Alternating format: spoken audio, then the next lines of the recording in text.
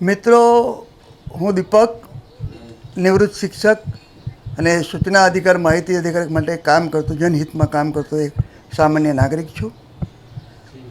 મેં સુરતમાં આવેલી એક ગેરકાયદેસર નાળો અને વજન કાંટા સામે ફરિયાદ કરી. મને કોઈ જવાબ ના મળ્યો. મેં માહિતી માગી, મને માહિતી ના આપી.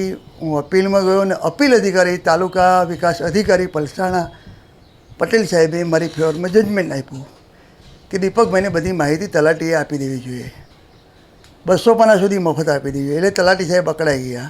એ જ દિવસે મને ત્યાં બોલાવ્યો એમની કચેરીમાં અને મારી સાથે બહુ ખરાબ વર્તન કર્યું. મેં ટેલિફોનિક TDO સાહેબને સમગ્ર જાણ હકીકત કહ્યું.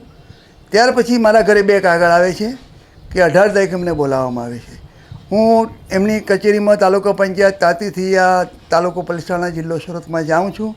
હું એમની ચેમ્બરમાં, એમની કેબિનમાં એમની રજા લઈને પ્રવેશ કરું છું. ત્યારે અજાણ્યા માણસોને એમણે બેસાડી રાખેલા, પૂર્વ આયોજિત કાવતરું કરેલું અને એમણે મારી સાથે બધી પૂછપરછ શરૂ કરી અને કેબિનમાં બેઠેલા અજાણ્યા માણસોએ મને મારવાની, જીવથી મારી નાખવાની, મારી જાન લઈ લેવાની અને મને છોડવાનો નથી. હું શા માટે આ બધું માહિતી માગું છું, શા માટે ફરિયાદ કરું છું, એ મને ધમકી આપી. હું તરત બધું સમજી ગયો અને ત્યાંથી છટકી ગયો.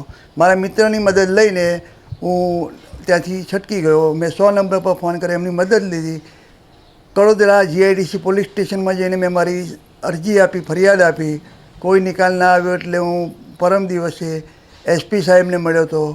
SP સાહેબે મને તાલુકા કડોદરાના PI સાહેબનું મળવાનું કહ્યું. ત્યાં ગયો, મારું નિવેદન લેવામાં આવ્યું. આજે 3 દિવસ થયા, કંઈ નથી. મારો જીવ ખૂબ જ જોખમમાં છે, મારા મિત્રોના જીવ જોખમમાં છે, મારે પરિવારનો જીવ જોખમમાં છે. એટલે આપના માધ્યમથી હું સારા ગુજરાતના તમામ RTI એક્ટિવિસ્ટ, શાંતિપ્રિય લોકોને, સરકારી અધિકારીઓને મારી નમ્ર વિનંતી કરું છું કે મારી ફરિયાદ પર તાત્કાલિક ધ્યાન આપવામાં આવે ને જે 5-6 ઈસમો હતા તલાટી સાહેબની ચેમ્બરમાં અને તલાટી સાહેબે જે કાવતરું ઘડેલું એમની સર કાયદેસર ગુનો દાખલ થાય.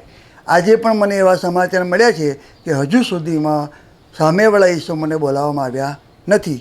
તો મને ન્યાય ક્યારે મળશે? મારા અધિકારનું રક્ષણ ક્યારે થશે? હું દીપક